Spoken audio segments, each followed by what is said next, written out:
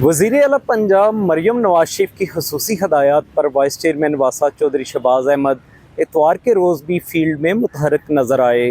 Vice chairman वासा चौधरी शहबाज अहमद ने pre monsoon की तैयारियों के हवाले से शहर के मुख्तलिफ डिस्पोजल स्टेशन का दौरा किया।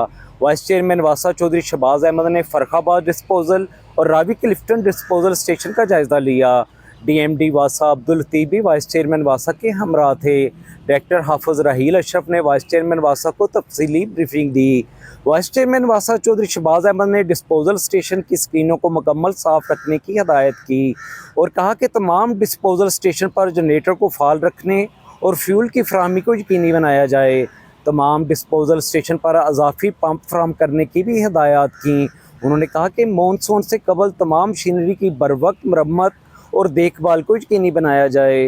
वाइस चेयरमैन वासा की जानब से डिसल्टिंग ऑपरेशन को मज़ीद मौसर अंदाज में मुकम्मल करने और तमाम डिसल्टिंग शेड्यूल में अवामी नुमाइंदों को शामिल रखने की हदायत भी जारी की गई।